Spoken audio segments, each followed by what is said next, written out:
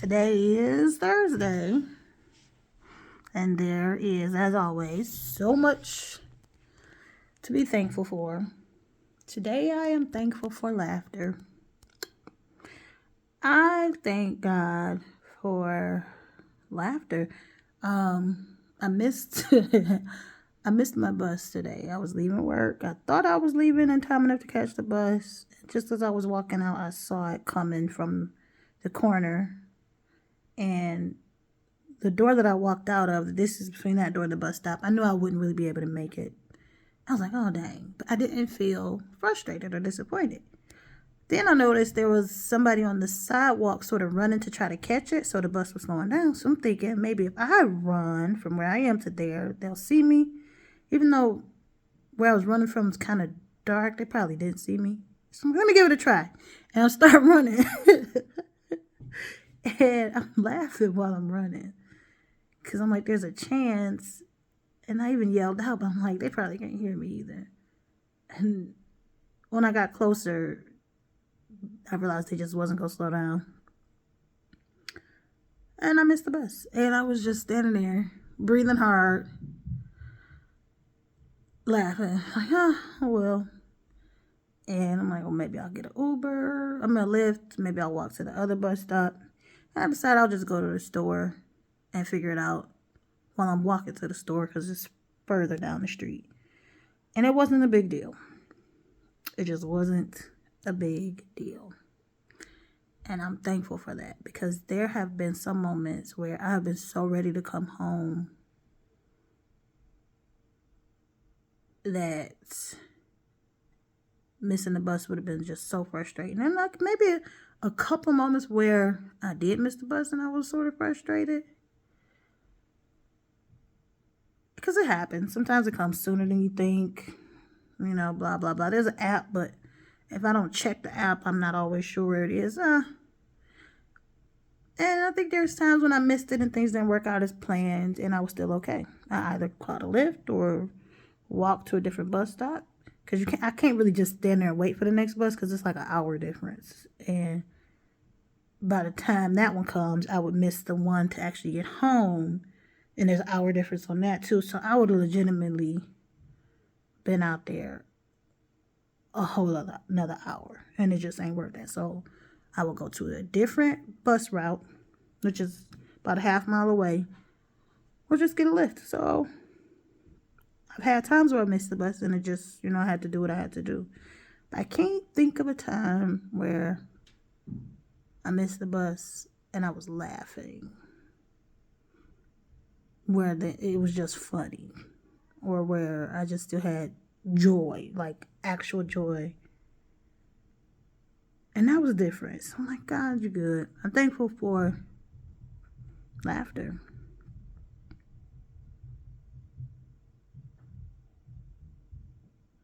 Lightheartedness. The world didn't fall apart. And the scene was just kind of funny because I'm like I said, where I walk out the door where I work, it's not on the sidewalk. It's like I cut through a field of trees to get to the bus stop the quickest. There's no lights there, so they couldn't see me. They could not see me. So it was just, and I'm not a fast runner. And it wasn't that I just doubted myself. I'm like, oh, the odds are stacked against me. But, maybe there's a chance because it's slowing down because that other guy's running. But whatever. It didn't work out. So I walked to the store, decided to just catch a Lyft after I grabbed a couple things. The store didn't really have what I wanted anyway. So I grabbed a couple things, after deciding to just get something simple, some chips or whatever. And waited on the Lyft. And then, in addition to some laughter, also just not necessarily courage. I don't know what it is or how you describe it exactly, but deciding to, this one is kind of tricky to explain, but I am grateful for it. Just following my gut, right? Because sometimes I follow my gut, sometimes I don't, and I regret it. And most of the time we do, right? When we don't follow our gut, we tend to regret it. And I didn't go back and forth with myself too much about it, but I ordered my Lyft and it was like 15 minutes away. I'm like, dang, that's far. And it was a guy, and I get male drivers often. I don't worry too much about it, but like it's nighttime.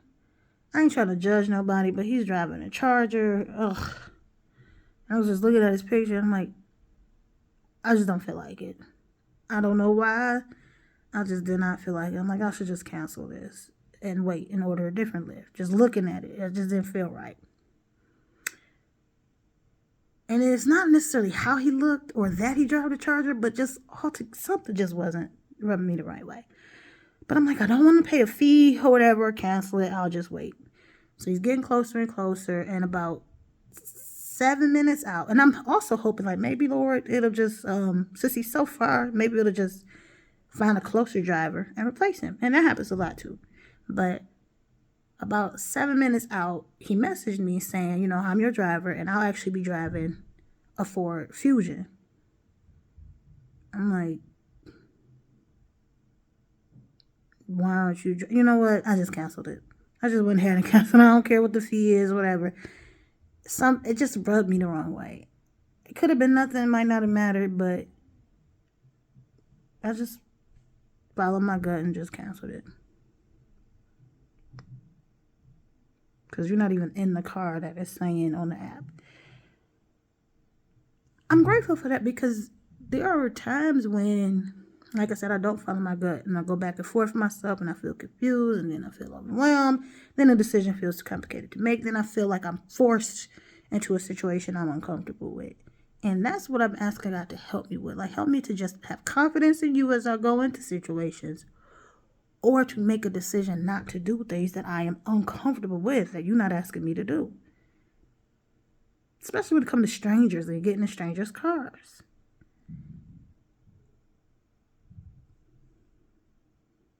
So, canceled it, ordered another one. And there was a young lady about 5 minutes away, and it just worked out. And I am more comfortable with the female drivers than the male drivers. I just am. And I'm okay with that, even though in the morning, most of the drivers do end up being male. And I set my preference on the app for female drivers too. But so I'm just thankful for laughter, for just not putting myself in a position where I didn't feel like I could follow my gut and then have regrets, just vacillating all over the place or whatever. And just the peace that God gives us as we choose to trust in him, because that's ultimately what I'm doing. He can be trusted. My confidence is in him. I'm following after his leadership. I'm seeking his kingdom and just letting his spirit be the thing that leads and guides me. And choosing not to worry. Standing what I know about him. Standing on what I know about him. And not worrying about what I'm not sure about. If I'm not sure about it, just give it to him, ask him about it, pray about it, and just not worry. And that's a big deal. Just rejecting the invitation to worry. Rejecting it. So, I think this one will be quick. Oh, goodness. This one will be short. I hope that you are encouraged today, that if you know the Lord, that you remember you can laugh, enjoy him, enjoy life. And that's another thing, like just enjoying the life he has given me and standing on how blessed I am and how rich his love is for me is really the only stable place that we can live. It's the only steady thing we can put our hopes and desires and interests into. So I pray that you're encouraged to do that. Stand on him, lean into him, put your hopes and anticipation on him, and enjoy the life he's given you through Jesus. If you don't know God, if you don't know Christ, if you don't know the Holy Spirit, if these just sound like religious ideas, I appeal to the part of you that is faith. I appeal to your faith, because every human being has faith built into us. We just put it in different things. I appeal to that part of you to consider